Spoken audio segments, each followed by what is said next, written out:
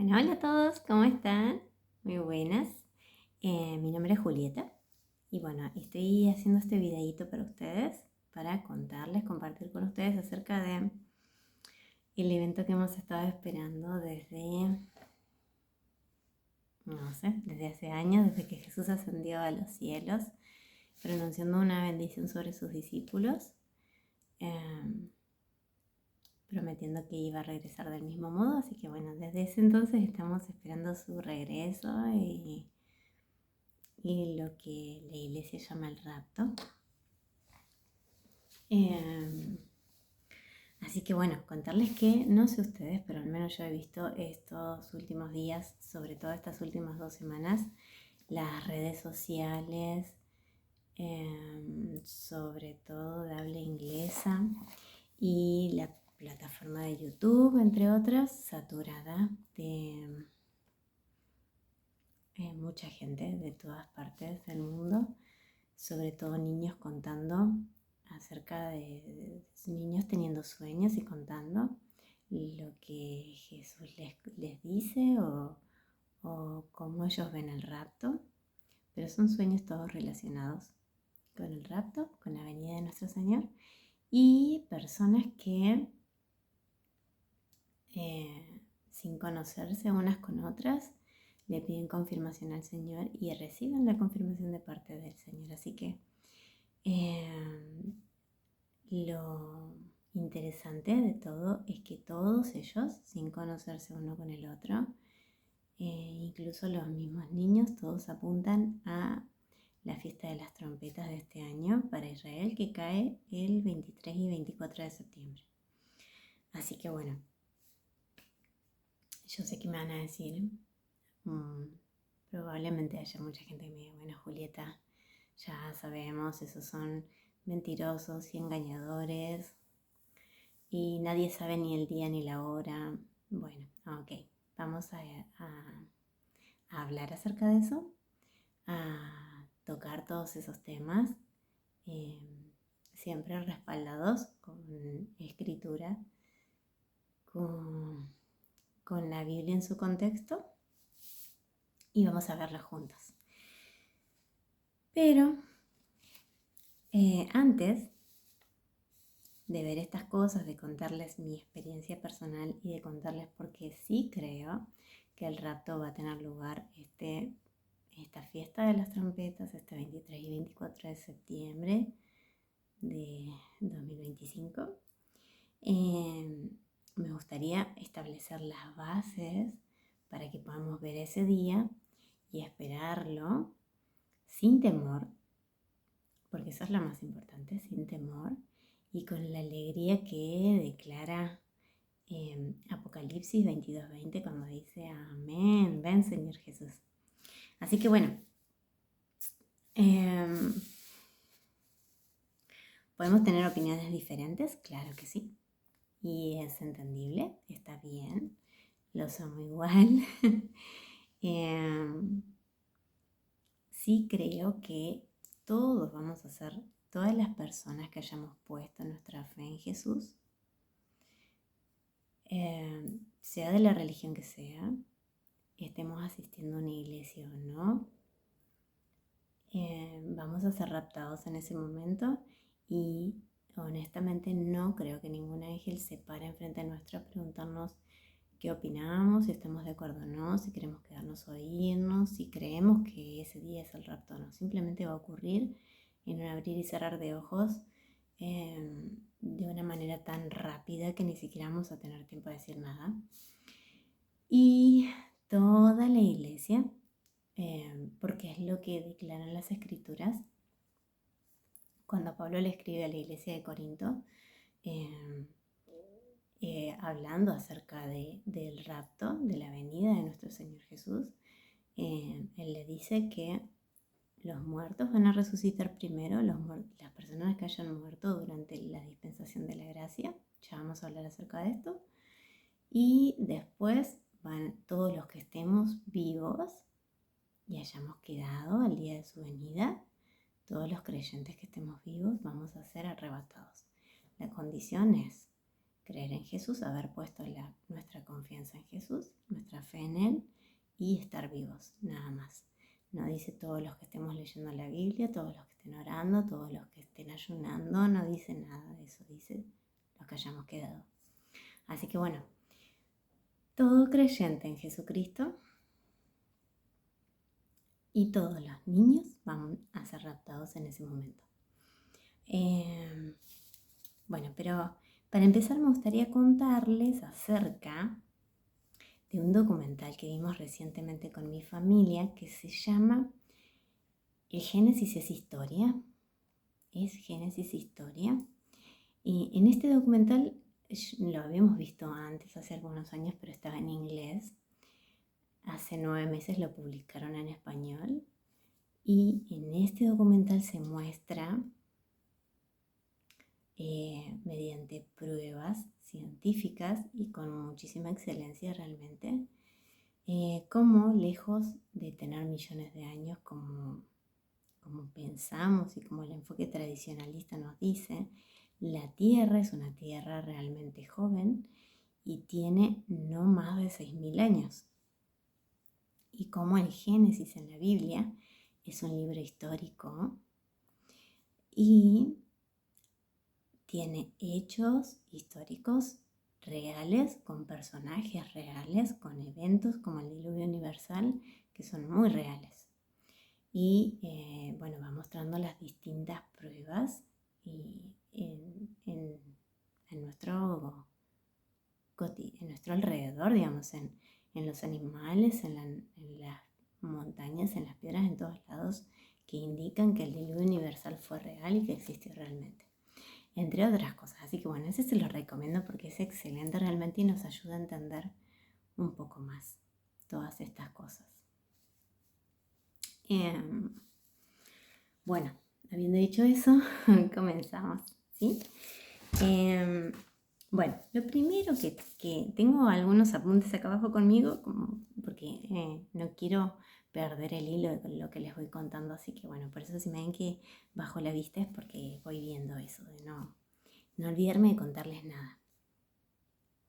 Bueno, lo primero que tenemos que tener en cuenta a la hora de leer la Biblia es... Y este video está dirigido especialmente a no solo a las personas que amamos la venida de nuestro Señor, sino a todos aquellos que por algún motivo aún no hayan depositado su fe en Jesús todavía. Así que bueno, por ahí toco algunos temas que para algunos creyentes son obvios, pero para la gente que no conoce, no son tan obvios, así que bueno. Lo primero que tenemos que tener en cuenta al leer la Biblia es el contexto, a quién fue dirigido lo que sea que se dijo y, sobre todas las cosas, tener en cuenta que Dios trata con las personas de acuerdo a dispensaciones o a pactos.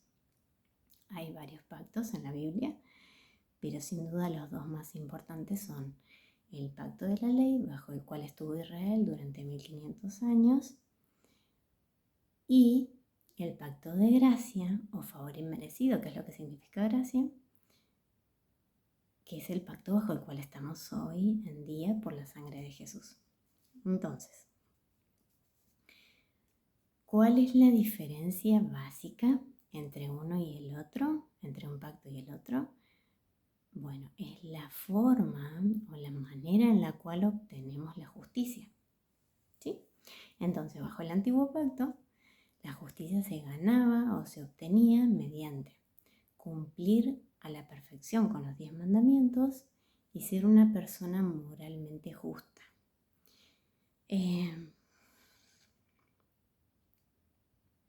Ahora bien, la ley, para ser ley, tiene que ser estricta, tiene que ser imparcial, no puede doblarse para ayudarnos.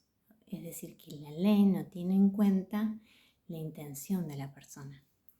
Si la ley se dobla para ayudarnos, teniendo en cuenta la intención, deja de ser ley. Entonces es importante que entendamos eso, porque la ley es santa, la ley es justa, la ley es perfecta, pero no puede hacer al hombre ni santo, ni justo, ni perfecto. La ley demanda justicia de una persona en bancarrota espiritual, mientras que la gracia imparte justicia como un regalo.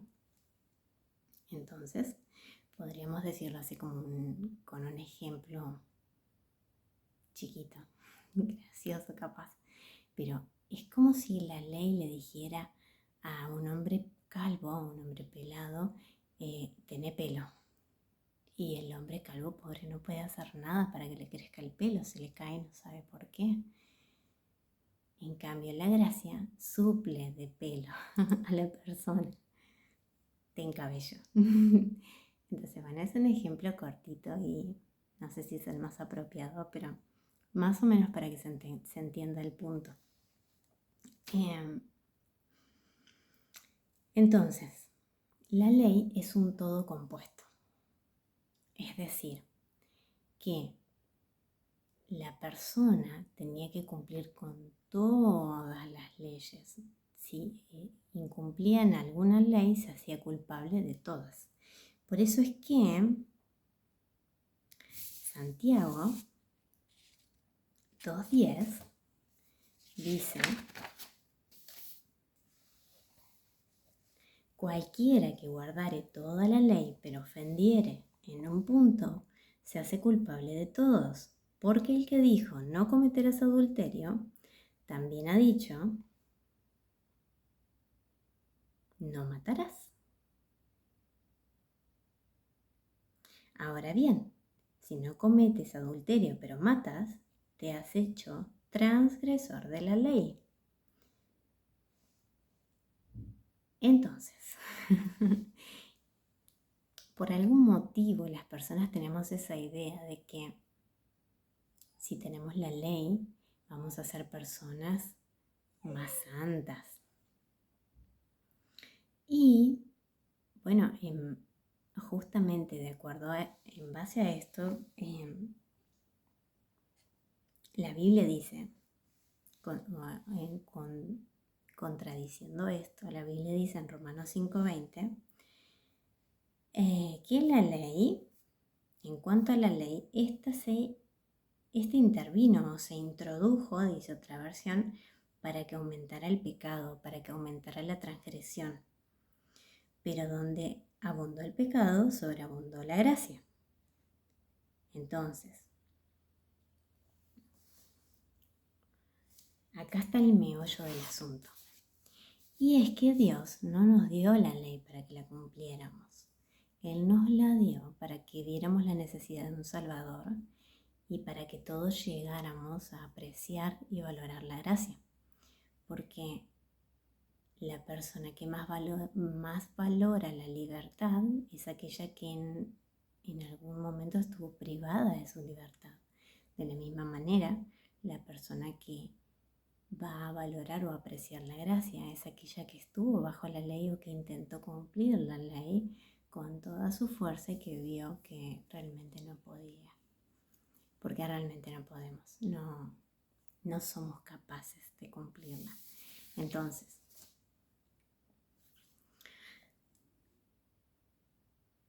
Romanos 3:20 sigue diciendo: nadie será justificado en presencia de Dios por hacer las obras que exige la ley. Más bien, mediante la ley cobramos conciencia de pecado. Porque la ley no nos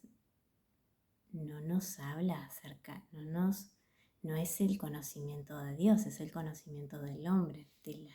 Trata acerca de las obras del hombre. Es sobre no harás, no harás, no harás, no harás. Entonces sigue diciendo: ahora bien, sin la mediación de la ley, se ha manifestado la justicia de Dios, de la que dan testimonio la ley y los profetas. Esta justicia de Dios llega mediante la fe en Jesucristo a todos los que creen. De hecho, no hay distinción, pues todos han pecado y están privados de la gloria de Dios. Pero por su gracia son justificados gratuitamente mediante la redención que Cristo Jesús efectuó. Gratuitamente. Gálatas 4:4 continúa diciendo: ahora bien, cuando alguien trabaja, no se le toma en cuenta el salario como un favor, sino como una deuda. Sin embargo, al que no trabaja, sino que cree en aquel que justifica al malvado, y es que, ¿saben? Yo a veces creo que las personas no leemos la Biblia, o cuando la leemos no nos detenemos a pensar en estas cosas, porque tenemos esa idea de que Dios justifica a los justos. No dice eso la Biblia. Dice, sin embargo, al que no trabaja, y cuando habla de trabajar no se está refiriendo a un trabajo, el trabajo que tenemos día a día las personas para ganarnos un salario y vivir. Se está refiriendo, porque de hecho la Biblia dice el que no trabaja que no coma. Se está refiriendo a esa lucha interna que tenemos las personas por intentar ganarnos el favor de Dios, las bendiciones de Dios y la justicia de Dios. Entonces, dice, sin embargo, estoy leyendo Gálatas 4:4. Sin embargo, al que no trabaja, sino que cree en aquel que justifica al malvado, se le toma en cuenta la fe como justicia. David dice lo mismo cuando habla de la dicha de aquel a quien Dios le atribuye justicia sin la mediación de sus obras. Dichosos aquellos a quienes se les perdonan las transgresiones y se les cubren sus pecados. Dichoso aquel cuyo pecado el Señor no tomará en cuenta. Ahora bien, toda la ley y todos los profetas se resumían en amarás a Dios con todo tu corazón, con toda tu mente, con todas tus fuerzas. Ninguno de nosotros pudo. Esa es la verdad, ninguno pudo. Ninguno puede, de hecho. Hasta el mejor de nosotros, que fue David, falló. Entonces, llegado el momento, cuando se cumplió el momento, Dios envió a su Hijo. Y en definitiva es como si Dios hubiera dicho, muy bien, ahora véanme, voy a amarlos con todo mi corazón, con toda mi mente, con todas mis fuerzas, y entregó su vida en una cruz. En esa cruz hubo un intercambio divino. Jesús, siendo Dios, tomó forma de hombre y vino a este mundo, nacido de mujer, nacido bajo la ley, para dar cumplimiento a la ley. Él la cumplió en nuestro lugar para que no tuviéramos que cumplirla nosotros, y para liberarnos a todos los que estábamos bajo la ley, o a todos de la ley, porque incluso la ley se había dado a la nación de Israel. Nosotros ni siquiera teníamos pacto con Dios antes. Cuando Jesús murió en la cruz, nos dio lugar a todas las naciones del mundo y el privilegio de tener una relación con Dios, una relación de amor con Dios, de conocerle, de pertenecerle. Hasta ese entonces solamente la nación de Israel tenía un pacto con Dios. Entonces, Romanos 6:23 dice que la paga del pecado es la muerte. Es decir, el precio del pecado o la paga del pecado es la muerte. Mientras que la dádiva de Dios o el regalo de Dios es vida eterna en Cristo Jesús, Señor nuestro. Ahora, si nos detenemos un minuto a pensar, ¿por qué las personas pecamos? ¿Somos pecadores porque pecamos? ¿Porque cometemos errores? Porque pecar es eso, pecar. La palabra pecado significa errar al blanco o equivocarse. Entonces, ¿somos pecadores porque pecamos? ¿Porque nos equivocamos? No. Somos pecadores, de hecho pecamos nos equivocamos, aunque intentemos con todas nuestras fuerzas no equivocarnos, nos equivocamos y pecamos porque somos pecadores, nacemos pecadores. ¿Por qué? Por el pecado de Adán, que fue el primer hombre. Está dentro de nuestra ADN, de nuestra sangre, somos pecadores, nacemos pecadores por el pecado de Adán. ¿Sí? Teniendo eso como base, podemos decir que lo que Adán hizo nos afectó a todos. Ahora bien, la Biblia dice que Jesús es el segundo Adán y que de la misma manera en que lo que hizo el primer Adán nos afectó a todos negativamente, lo que hizo el segundo Adán también nos afectó a todos y mucho más. Lo que Jesús hizo fue mucho más de lo que se requería y muchísimo más en comparación a lo que hizo el primer Adán, lo que obtuvo para nosotros, lo que ganó el primer Adán, lo que hizo Jesús fue mucho más. Entonces,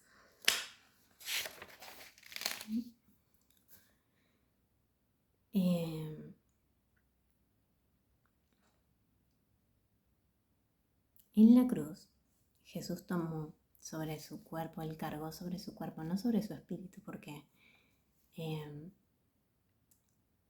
su sangre Él no tiene sangre como nosotros, su papá es Dios, su sangre vino del cielo, no, Él es nacido de María, pero María no pasó sangre al bebé, las mamás no pasamos sangre al bebé. Él es hijo de Dios, Jesús es hijo de Dios en ese sentido. Entonces, como no había pecado en su sangre, Él nunca pecó, no había pecado en Jesús, ¿cómo es que Jesús llegó a morir, a tomar nuestro lugar de pecador en la cruz? Bueno, Él recibió nuestros pecados sobre su cuerpo, Él cargó sobre su cuerpo con todo el pecado que cometimos todas las personas, desde Adán hasta el último bebé que iba a nacer, durante todas nuestras vidas, en todas las naciones de todo el mundo. ¿Y cómo pudo hacer eso? Bueno, porque Él es Dios. Y como es Dios, está fuera del tiempo, y por lo tanto la cruz también está fuera del tiempo. Y lo que Él hizo nos afectó a todos, incluso a las personas que todavía no habían nacido. A nosotros, ninguno de nosotros había nacido cuando Jesús entregó su vida en la cruz. Entonces, en la cruz hubo ese intercambio divino. Dios el Padre tomó todo el pecado de toda la humanidad y lo puso sobre el cuerpo de Jesús, junto con todas nuestras enfermedades, debilidades, culpa, condenación, juicio, maldiciones, y descargó toda su ira santa sobre el pecado en el cuerpo de Jesús. Entonces Jesús llegó a ser nuestro sustituto y Él entregó su vida después de que terminó de pagar por completo con todo nuestro pecado a través de su sangre. Entregó su vida por nosotros y en lugar de nosotros también. Es como que Él se identificó con cada uno de nosotros en la cruz. Entonces hoy cuando decidimos poner nuestra fe en Jesús y confiamos en Él, en su obra de redención en la cruz, y decidimos que sea nuestro Señor, nuestro Salvador, lo que estamos haciendo básicamente es aceptar su intercambio, aceptar lo que Él hizo en la cruz, su regalo de justicia. Entonces, para Dios es como si nosotros hubiéramos estado en esa cruz. Y hoy Dios es justo al declararnos justos. De hecho, existen derechos, justamente la balanza de derecho representa, me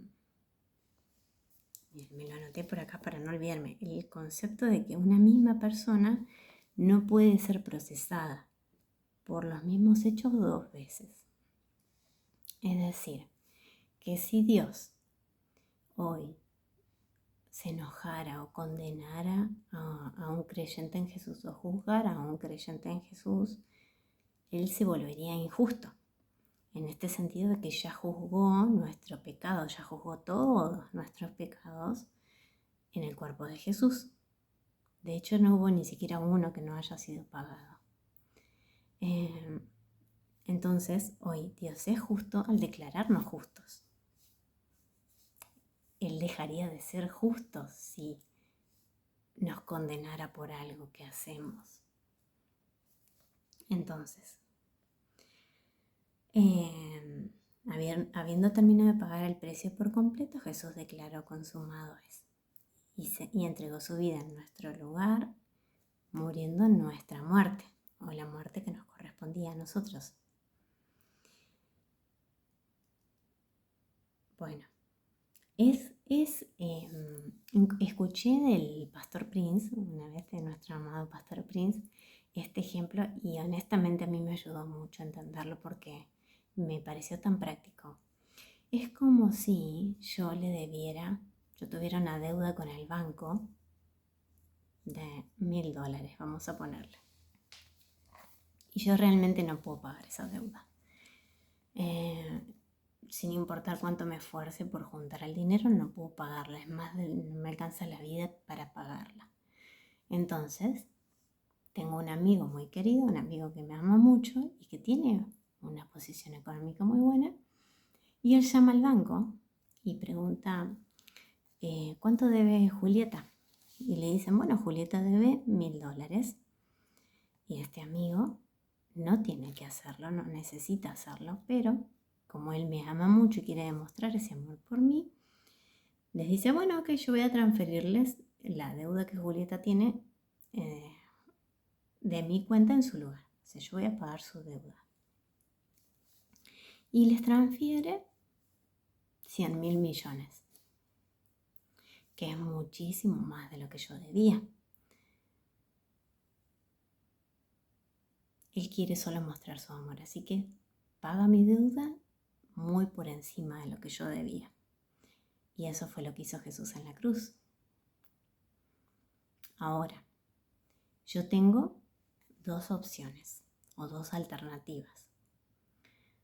A mí me informan de la deuda, me llaman del banco, del pago de la deuda, perdón, me llaman del banco y me informan que mi deuda fue cancelada.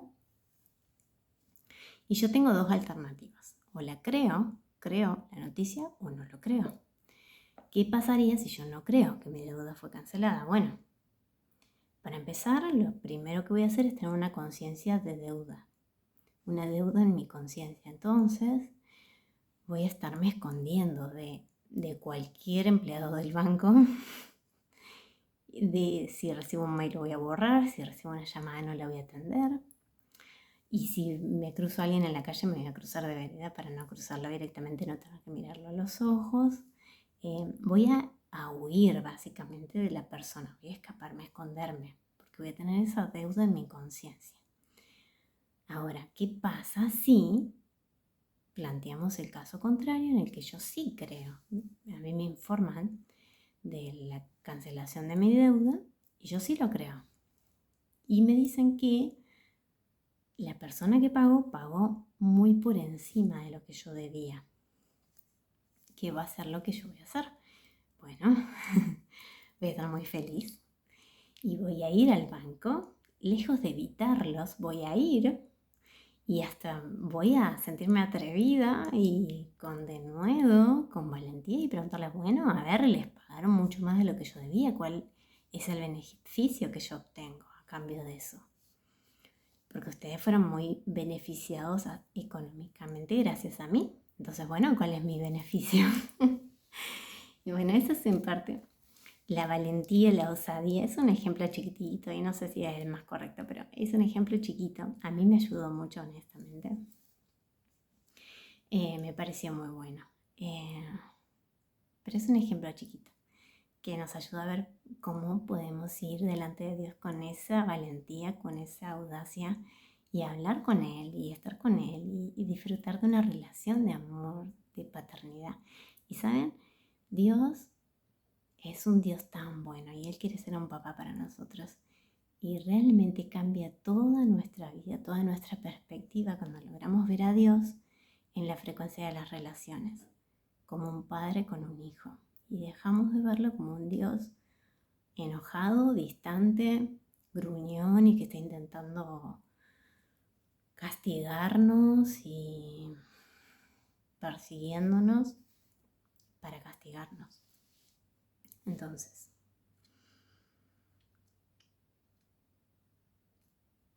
cuando escuché este ejemplo, me di cuenta de que eso es lo que nos pasa muchas veces y lo que le pasa a la gran mayoría de las personas. Tienen esa deuda en su corazón. En realidad la deuda ya fue pagada. ¿Y cuántos saben que si tu deuda es paga, si vos terminaste de pagar una deuda o si alguien pagó tu deuda con el banco, no hace falta que envíes más pagos? No sigas pagando, no sigas enviando tus pagos porque ya fue cancelada la deuda. Entonces, yo pude ver a lo largo de mi caminar con el Señor que esa es la actitud que tenemos muchas veces y esa es la actitud que tienen la gran mayoría de las personas. Pensamos que Dios nos está persiguiendo porque tenemos una deuda, porque no somos lo suficientemente buenos, porque nos equivocamos demasiado, porque no estamos a la altura de un Dios bueno y santo. Y realmente no entendemos que nuestra deuda ya fue pagada por completo y mucho más abundantemente, que Jesús hizo tanto más de lo que se requería por nosotros. Y que realmente somos amados, que Dios nos ama, de verdad nos ama. Y, ¿saben? Dios también es un juez. Pero la Biblia no define a Dios como un juez. La Biblia define a Dios como amor. Y el amor no es amor hasta que no da. Así como una campana no es una campana hasta que no se toca, el amor no es amor hasta que no da. Dios nos creó porque nos ama y siempre tuvo ese deseo en su corazón de tener una relación íntima, personal, de amor con nosotros y que nosotros fuéramos el objeto o el beneficiario directo de su amor. Entonces,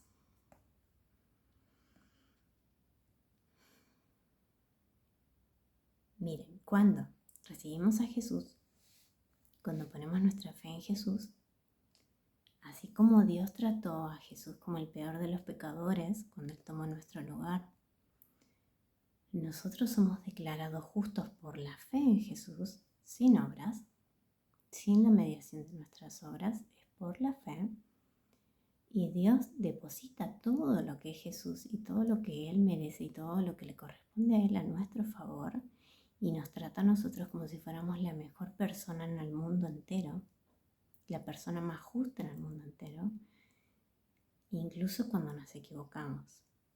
Podemos esperar a que cosas buenas nos ocurran, a ser bendecidos, aun cuando nos equivocamos, porque nuestra identidad de justicia no cambia delante de los ojos de Dios de acuerdo a nuestro comportamiento. De hecho, mientras más creamos esto, mientras más lo confesemos, mientras más practiquemos su amor, mientras más conscientes estemos de que somos justos por la fe en Jesús y que es nuestra identidad y que nuestra identidad no cambia porque es un regalo de justicia, no es por las obras. Entonces, mientras más estamos conscientes, ¿qué va a ocurrir? Nuestro comportamiento, a la larga o a la corta, se va a ver afectado también. Y entonces vamos a empezar a ver frutos, a empezar a ver un comportamiento correcto porque pensamos de manera correcta. Pero es un fruto. Entonces, ¿saben? No quiere decir que no nos vamos a volver a equivocar. Vamos a seguir cometiendo errores, por supuesto que sí, todos los días. De hecho, yo soy buenísima en eso. Pero mi identidad no cambia. Yo sigo siendo justicia de Dios en Cristo. Sigo siendo amada, favorecida, altamente favorecida y profundamente amada. Y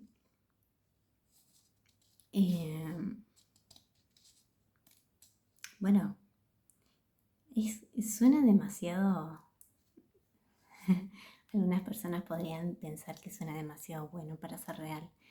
Y saben, la verdad es que estamos tan acostumbrados a lo natural, a ganarnos las cosas, al esfuerzo. De hecho, es parte de la cultura de las personas. Nos enseñan desde chiquitos a esforzarnos porque si no nos esforzamos no vamos a obtener nada y que necesitamos ganarnos las cosas, cuidarnos a nosotros mismos. Que empezamos a tener todas un montón de experiencias de vida mientras vamos creciendo y se nos hace difícil creer en un Dios bueno que nos ama y que nos bendice todo el tiempo y quiere proveer para nosotros y protegernos sin importar nuestro comportamiento, nuestro desempeño, porque se trata de Él, de la obediencia de Jesús, no de la mía. Entonces, bueno, voy a mostrarles, para no cansarlos, cuál es la cláusula principal del nuevo pacto bajo el cual estamos por la sangre de Jesús. Sabemos que la forma de meternos en algún lío es al salirnos de los términos de un pacto. Entonces, vamos a ver juntos cuál es la cláusula principal del nuevo pacto. Y está en Hebreos 8. Hebreos 8, vemos a Jesús como nuestro gran sumo sacerdote, en una comparación directa con los sacerdotes del antiguo pacto en Israel. Y el versículo 6 comienza diciendo, tengo por acá, comienza diciendo, pero el servicio sacerdotal que Jesús ha recibido es superior al de ellos, o sea, al de los sacerdotes del antiguo pacto, así como el pacto del cual es mediador es superior al antiguo pacto, puesto que se basa en mejores promesas. Efectivamente, si ese primer pacto hubiera sido perfecto, no habría lugar para un segundo pacto. Pero Dios, reprochándole sus defectos, dijo, vienen días, dice el Señor, en que haré un nuevo pacto con la casa de Israel y con la casa de Judá. No será un pacto como el que hice con sus antepasados en el día en que los tomé de la mano y los saqué de Egipto, ya que ellos no permanecieron fieles a mi pacto y yo los abandoné. Este es el pacto que haré con ellos después de aquel tiempo.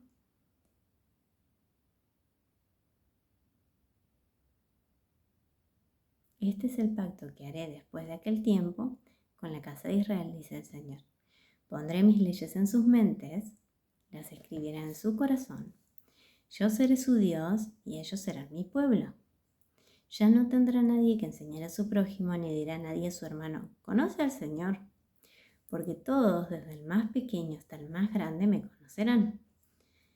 Porque seré propicio a sus injusticias y nunca más me acordaré de sus pecados e iniquidades.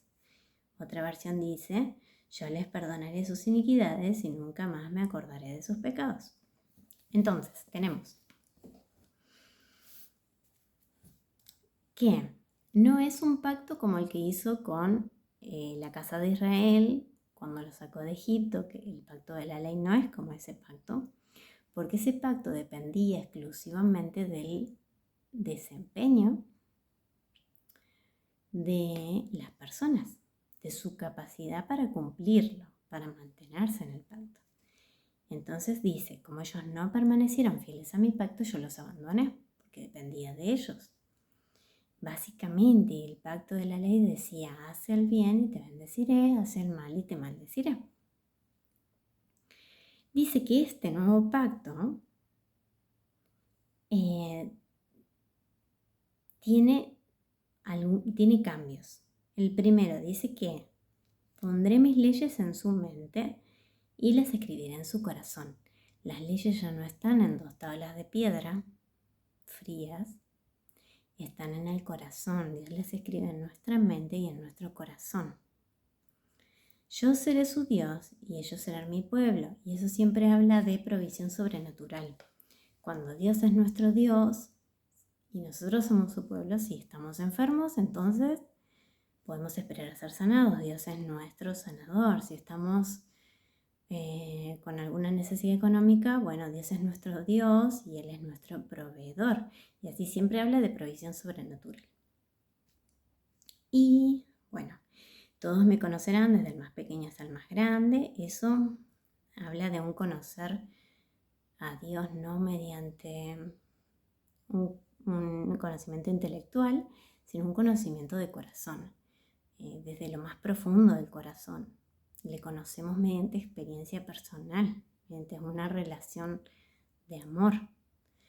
Y Él tiene detalles con nosotros. Y bueno, y dice, porque, o sea, todo el pacto se basa en esto. Esta es la cláusula principal del nuevo pacto. Dice, porque seré propicio a sus injusticias y nunca más me acordaré de sus pecados. Ahora, vemos lo mismo en Isaías 53 e Isaías 54. Isaías 53 habla acerca de los sufrimientos de Jesús en la cruz. Isaías 54, a causa de lo que Jesús hizo por nosotros en la cruz, en Isaías 53, dice, declara, para mí es como en los días, dice el Señor, ¿no? Para mí es como en los días de Noé, cuando juré que nunca más las aguas del diluvio volverían a cubrir la tierra. Asimismo he jurado no volver a enojarme más contigo ni volver a reprenderte. Y miren, Dios es Dios, Él no necesita jurar. Nosotros juramos porque podemos mentir, pero Dios no puede mentir. Así que Él levante su mano y jure para nosotros es una garantía doble de que Él nunca va a enojarse con un creyente. Nunca. No va a enojarse. Él juró no volver a enojarse, no volver a reprendernos, no recordar ninguno de nuestros errores. Y no solo que no los recuerda, sino que los ha borrado por completo. Entonces, ¿saben? Leí en una oportunidad, y no recuerdo, y busqué y tampoco lo encontré, pero leí en una oportunidad, no recuerdo quién fue el autor de la cita, y dice, que decía, he visto que Dios nos ama y anhela tan desesperadamente que ha hecho que la condición sea la mínima posible, solo creer. Y me parece tan genial, tan tierno. O sea, miren, es como un hijo de un juez, ¿sí? De un juez de la nación. El hijo para el juez es el hijo. El juez tiene su trabajo de juzgar. Él ocupó el puesto de un juez, pero con su hijo, él es su papi, no es su juez. Entonces el hijo tiene esa confianza con el padre. No va a pensar que el padre lo va a juzgar, él está pensando que su papi es su papi, aunque tenga la función de ser un juez. Lo mismo es con nosotros. Dios es un juez, sí, Él es juez, pero es nuestro papi, Él quiere ser nuestro papi. No está intentando juzgarnos. De hecho, miren, el versículo más conocido por el mundo entero, y estarán de acuerdo conmigo, en que es Juan 3:16. Todo el mundo sabe ese versículo. Porque de tal manera amó Dios al mundo, de tal manera, de una manera tan apasionada, que entregó a su Hijo. De tal manera amó Dios al mundo que dio a su Hijo unigénito, para que todo aquel que en Él cree no se pierda, sino que tenga vida eterna. Y un día seguí leyendo. ¿Y saben qué dice el versículo 17?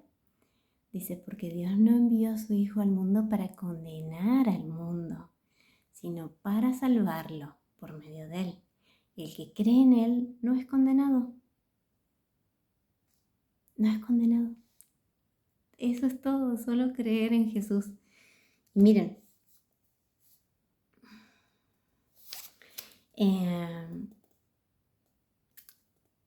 el problema es ese, el problema es que no creemos que Dios sea tan bueno.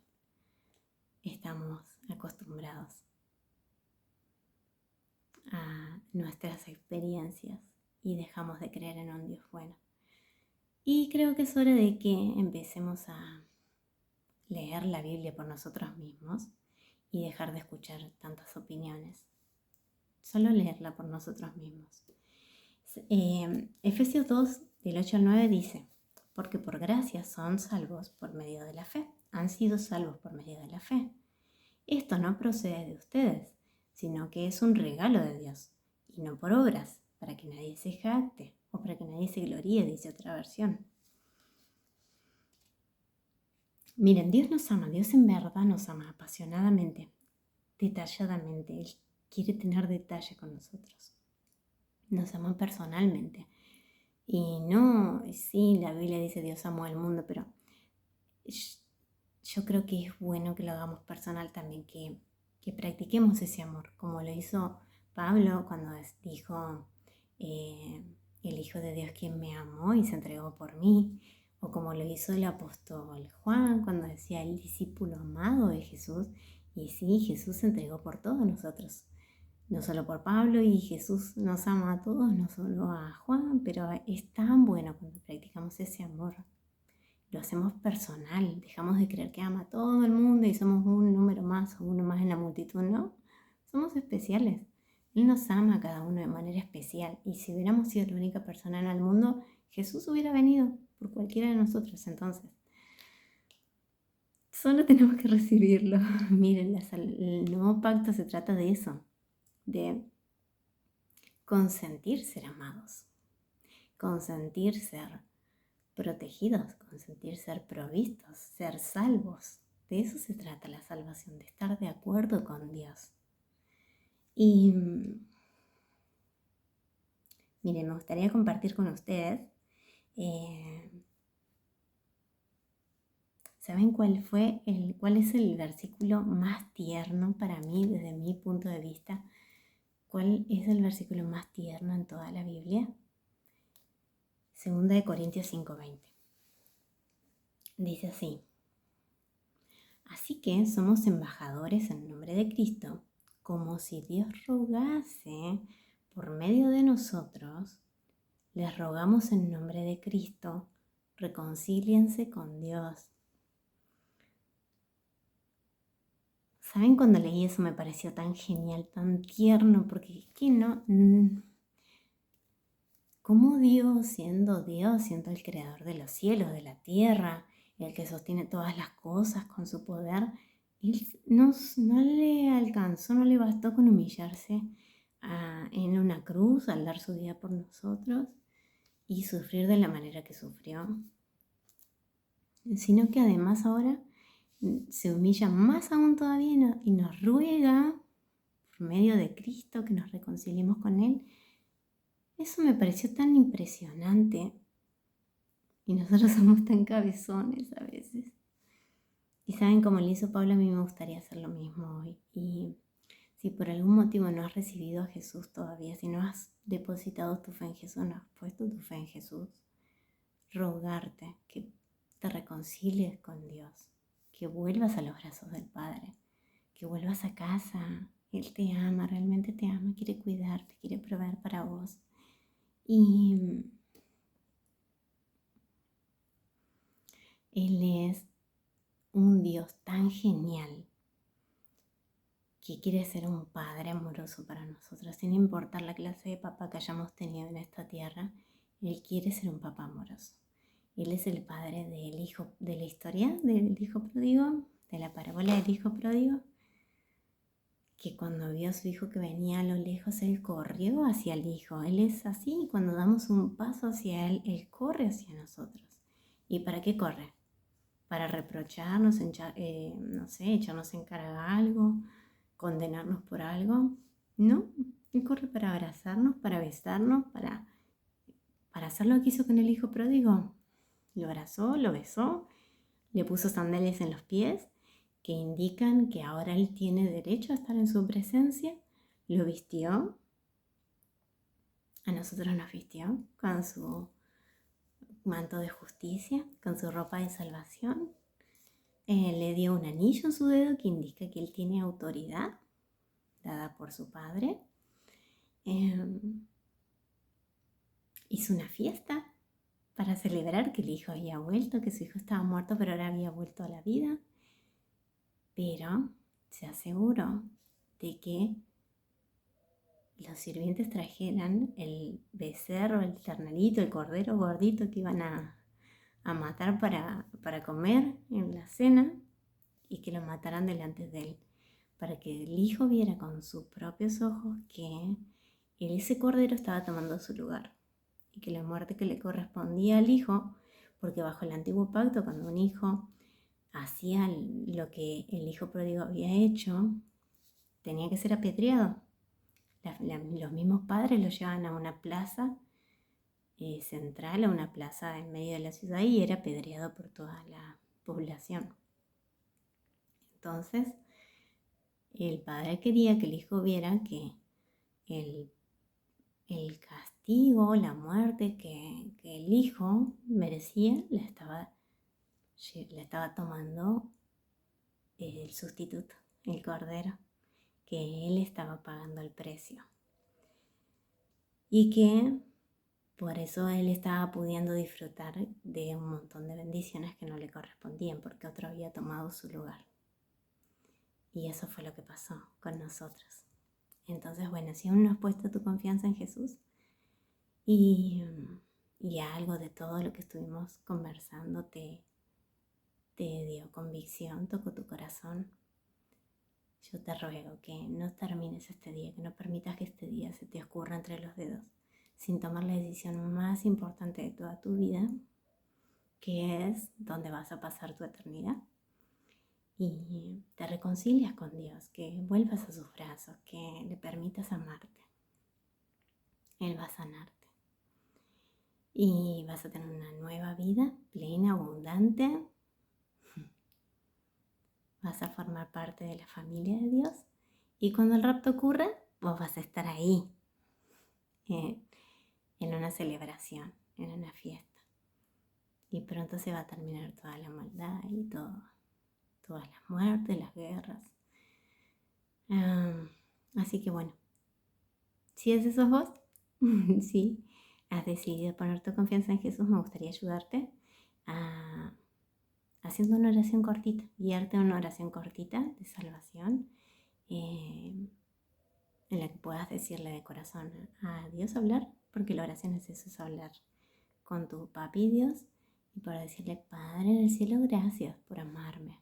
Gracias por amarme de una manera tan impresionante y por haber enviado a tu Hijo a tomar mi lugar y a morir mi muerte, la muerte que me correspondía a mí, para que yo pudiera tomar su lugar y ser declarado hijo amado de Dios y ser bendecido con todas sus bendiciones. Gracias, Señor, por tomar mi lugar. Y te pido que seas mi Señor y Salvador. En el nombre de Jesús. Gracias, papi. Amén. Bueno, estamos llegando al final. Disculpen que se me hizo un poquito largo. Voy a hacer un segundo video contándoles, porque sí creo con todo mi corazón que el rapto va a ocurrir en este mes, en septiembre, en la fiesta de las trompetas, 23-24 de septiembre del 2025. Y bueno, y todo con base bíblica en su contexto. Bueno, nos vemos pronto. Que disfruten su día y sean muy bendecidos. Hasta pronto.